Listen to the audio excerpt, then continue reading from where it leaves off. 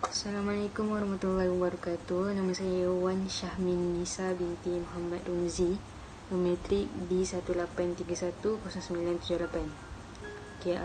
Kumpulan saya akan membentangkan tentang topik bimbingan kerjaya. Yang pertama sekali saya akan terangkan tentang pengenalan kerjaya.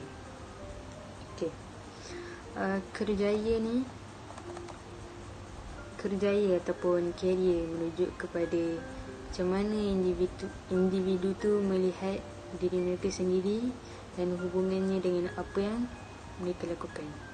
Seterusnya, kerjaya ini juga merupakan satu perjalanan ataupun kemajuan seseorang dalam kehidupan dia lah, yang dijadikan bidang profesion dia ataupun pekerjaan pilihan sebagai satu cara untuk cari nafkah, cari rezeki. Itu daripada Kamus Dewan Bahasa 1996. Seterusnya daripada Super 1957, 1917 dan 1972. Kerjaya ini adalah satu siri keadaan yang berlaku secara berturutan dalam kehidupan seorang tu, yang berkaitan dengan pemilihan kerjaya dia, peranan yang dimainkan serta status seorang tu sepanjang kehidupan dia. Dan yang terakhir, kerjaya ini juga merupakan sebahagian daripada program bimbingan yang direka untuk tolong pelajar dalam perkembangan kerjaya lah. Dan dia ada kaunseling kerjaya. Maksudnya pelajar tu akan diberi kaunseling lah, untuk dia macam mana nak pilih kerjaya dia, nak rancang kerjaya dia, apa semua tu. Itu maksud kerjaya. Seterusnya, maksud bimbingan kerjaya pula.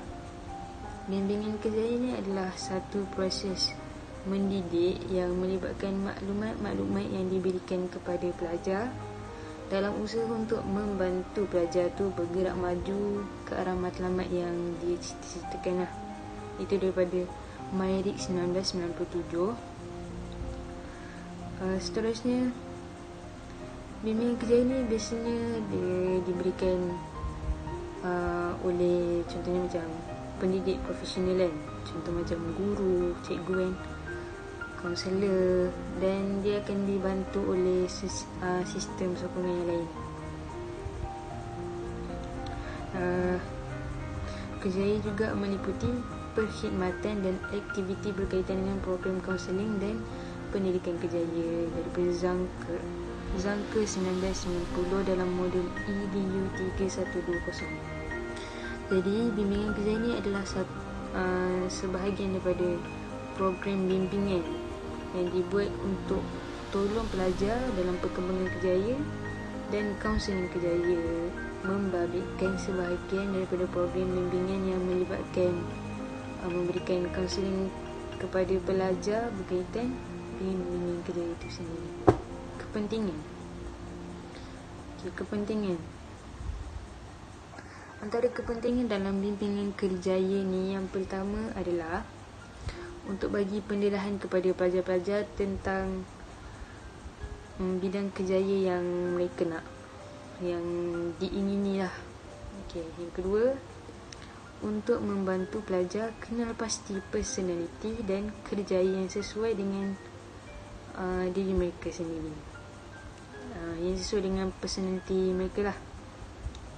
Yang ketiga, bimbingan kerjaya adalah untuk bantu seseorang tu buat persediaan awal daripada ni lah, untuk peralihan daripada zaman sekolah dia ke dunia pekerjaan yang sebenar.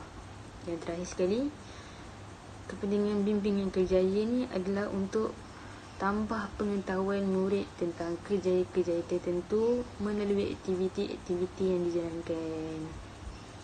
Itu saja.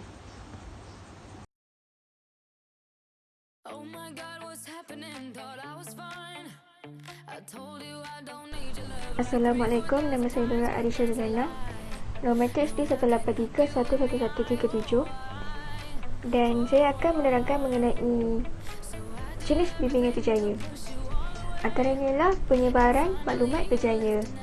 Ia menyediakan maklumat mengenai pendidikan, pekerjaan dan sosial Ia merangkumi bahan-bahan mengenai dunia pekerjaan, struktur dan organisasi, keperluan yang diperlukan oleh sesuatu pekerjaan, ganjaran, tahap pendidikan, kualiti diri dan pengalaman yang dapat menolong untuk berjaya dalam pekerjaan itu. Seterusnya ialah penyebaran maklumat pendidikan. Ia segala jenis bahan yang dibincangkan dalam segala jenis peluang pendidikan dalam latihan yang boleh dan bakal digunakan. Sebagai contoh, jenis pendidikan, bentuk, kandungan program, syarat-syarat kemasukan yang diperlukan, keistimewaan, kemudahan dan yang lain-lain. Antara maklumat program latihan ialah jenis latihan, cara menulis resume, cara memohon kerja, deskripsi pekerjaan, peluang pekerjaan, college vocational dan yang lain-lain. Maklumat pekerjaan ialah bahan-bahan yang membincangkan mengenai tugas, syarat kemasukan, suasana pekerjaan, gaji dan ganjaran-ganjaran lain, peluang kenaikan pangkat dan masa depan pekerjaan. Ianya menurut dalam kod Holland iaitu riasat. R untuk realistik. Ianya untuk individu yang agresif dan lebih suka tugas yang konkret daripada abstrak, asasnya kurang bersosial, interaksi interpersonal yang lemah.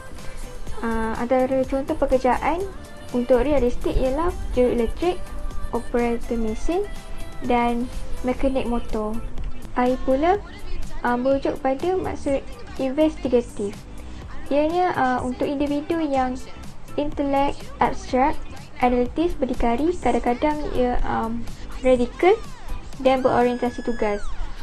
Contoh pekerjaan yang sesuai yang selaras dengan investigatif iaitu pakar kimia, fizik dan matematik. Seterusnya ialah A iaitu artistik. Untuk individu yang imaginatif, menilai tinggi estetik, ekspresif, bebas dan ekstrovert. Contoh pekerjaan ialah pelukis, ahli muzik, penulis artikel, skrip drama dan novel. Untuk S iaitu social, ia untuk seorang yang lebih menyukai interaksi sosial berkaitan dengan sosial, agama, orientasi kepada kerja-kerja kemasyarakatan dan pendidikan. Contohnya ialah jadi seorang pendidik, pentadbir pendidikan dan menguruskan kerja kebajikan. E iaitu enterprising, untuk individu yang extrovert, agresif, suka mengembara, suka peranan memimpin, pandai memujuk dan pandai menggunakan perkataan. Contoh pekerjaan yang sesuai dengan enterprising, jual kereta dan insurans dan hartanah. Air sekali, conventional.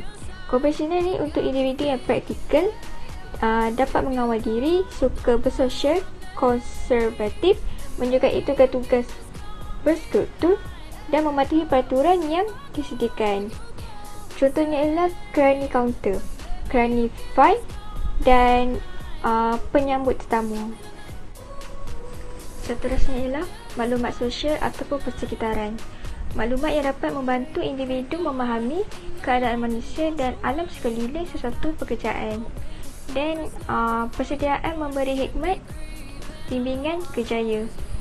Antaranya membina ciri-ciri personal yang efektif, mengumpul dan menguasai pengetahuan dan maklumat berbagai bidang ilmu dan menguasai kemahiran menyampaikan maklumat dengan berkesan.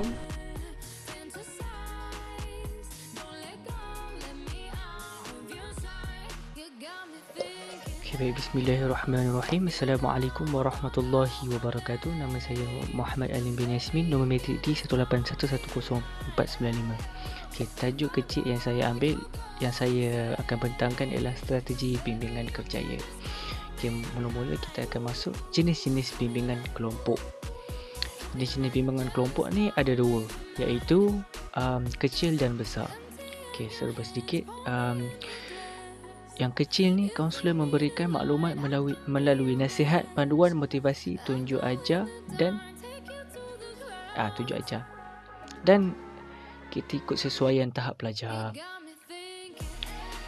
Okey, seterusnya ialah bimbingan kelompok yang besar.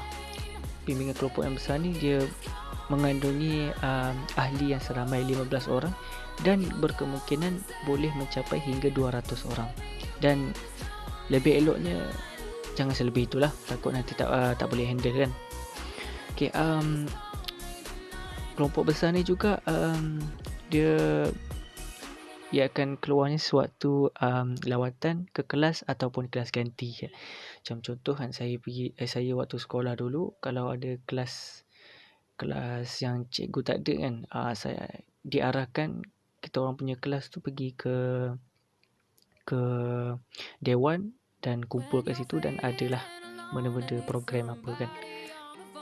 Okay, kaunselor berperanan sebagai facilitator, boleh dilaksanakan dalam kelas, dewan ataupun kawasan lapang. Macam tadi ke dewan tadi kan.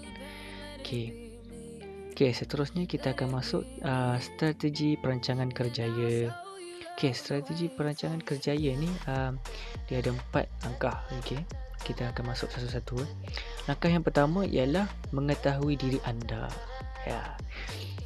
Knowing yourself. Okay. Dengan langkah yang pertama ni, kita mula berfikir dengan klien kita, di mana kita berada sekarang, kat mana nak mula, ataupun bagaimana kita nak mulakan ke pasal masalah ni kan. Bukan masalah lah, pilihan ni kan. Ataupun apakah kemahiran saya kan, apakah yang penting waktu sekarang ni kan. So dengan cara ini kita boleh lebihkan celik akal lebih sedikit klien kita lah. Nanti senang nak dapat.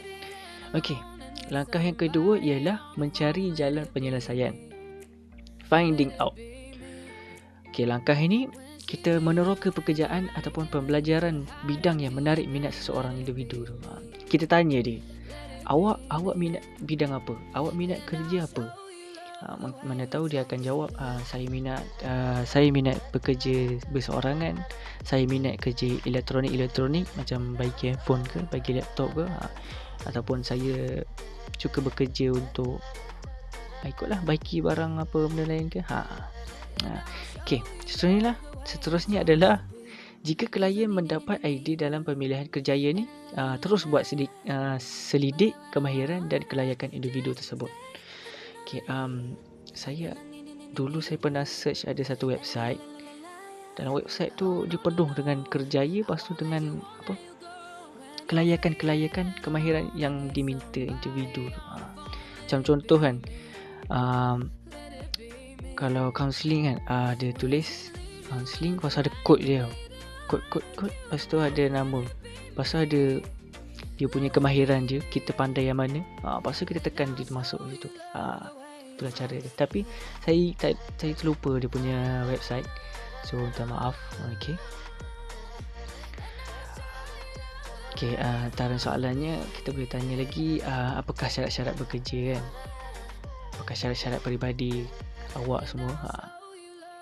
Okey, kita masuk langkah ketiga, iaitu membuat keputusan, making decision. Okay, langkah yang ketiga ni kita melibatkan perbandingan pilihan dan fikiran tentang apa yang sesuai untuk seorang individu yang terbaik pada masa ini. Kita bandingkan pilihan yang dia nak tu dengan fikiran waktu sekarang ni boleh ke tak masuk. Macam sekarang ni COVID kan, kalau orang tu nak masuk kaunseling kan, lebih bagus. Sebab kan ada pernah dulu berita pasal ramai yang masuk kaunseling kan, semua takut pasal COVID semua ni. Kaunseling yang orang yang pertama, yang kerja yang pertama dapat kan. Okay, yang seterusnya, langkah keempat yang terakhir ialah mengambil tindakan, taking action. Okay, langkah yang keempat ni, kita rumuskan semua perkara yang telah dipelajari dari awal hingga akhir dan mewujudkan pelan kerja. Maksudnya kan, kita tanya dia, kita suruh dia berfikir kan, di mana saya boleh mendapatkan bantuan, siapakah yang akan menyokong saya. ataupun apakah tindakan ataupun langkah-langkah akan membantu saya mencapai kerja saya. Macam tu. Okey, saya rasa setakat itu saja daripada saya. Selepas ni kawan saya akan bentangkan. Okey, Assalamualaikum warahmatullahi wabarakatuh. Stay safe, stay at home. Haha.